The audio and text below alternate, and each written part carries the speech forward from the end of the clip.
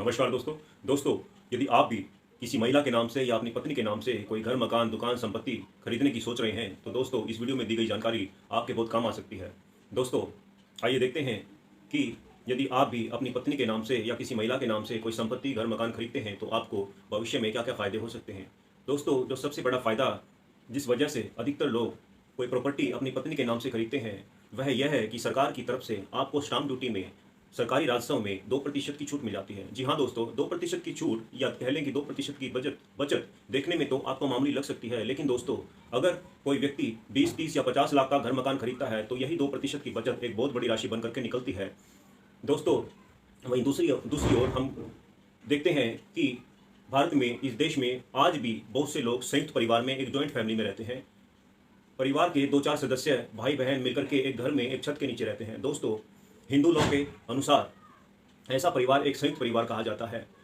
जब तक कि दोस्तों कानूनी रूप से बंटवारा नहीं हो जाता है तो इस संयुक्त परिवार में जो भी इनकम, जो भी आय होती है वह संयुक्त परिवार की आय मानी जाती है, जॉइंट फैमिली प्रॉपर्टी मानी जाती है।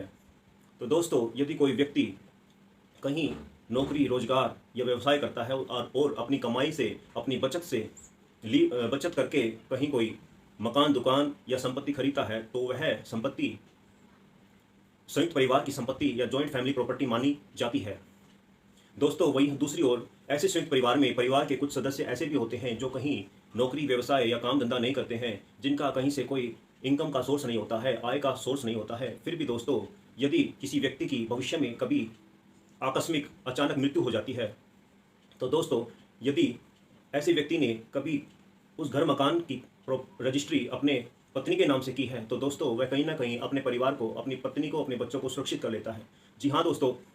यदि ऐसे मकान या घर में जिसकी रजिस्ट्री आपकी पत्नी के नाम पर है उसमें परिवार के अन्य सदस्य भी रह रहे हैं तो भी दोस्तों वह कभी कोर्ट में जाकर यह नहीं कह सकते कि वह संयुक्त परिवार की प्रॉपर्टी है। वह कभी आपके बच्चों को और आपकी पत्नी को उस घर से बाहर नहीं निकाल सकते। तो कहीं ना कहीं दोस्तों यह एक समझदारी वाला काम होता है जब आप कोई प्रॉपर्टी, घर, मकान, दुकान अपनी पत्नी के नाम से रजिस्टर करवाते हैं। तो दोस्तों, हम ये कह सकते हैं कि यदि कोई व्यक्ति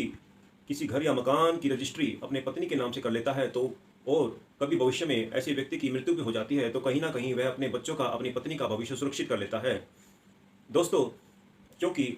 यदि कोई व्यक्ति अपनी पत्नी के नाम से कोई घर, मकान खरीदता है तो वह उस व्यक्ति की पत्नी की पृथक संपत्ति, जी हाँ दोस्तों, पृथक संपत्ति कानूनी रूप से स्वयं अर्जित संपत्ति मानी जाती है। ऐसी संपत्ति पर दोस्तों, ऐसे घर, मकान पर जो आपकी पत्नी के नाम से रजिस्टर्ड है वह कानूनी तौर पर आप उस व्यक्ति की पत्नी की प्रॉपर्टी, संपत्ति मानी जाती है। उसका,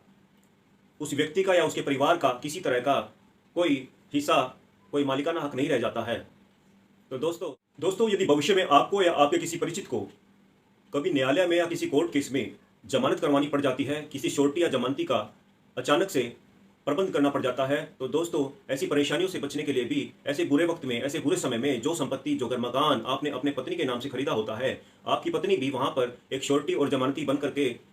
उस परेशानी से, उस मुश्किल की घड़ी से आपको या आपके किसी परिचित को निकलवा सकती है। तो दोस्तों, हम देखते हैं कि यदि कोई व्यक्ति अपने पत्नी के नाम से घर, मकान खरीदता है, कोई संपत्ति खरीदता है तो कहीं ना कहीं उसके और उसके परिवार का भविष्य सुरक्षित हो जाता है। तो दोस्तों, कानून की जानकारी से भरपूर ऐसे और वीडियोस देखने के लिए आपसे अनुरोध है कि आप मेरे चैनल कानून टुडे को ज़्यादा से ज़्यादा शेयर कीजिए, सब्सक्राइब कीजिए, लाइक कीजिए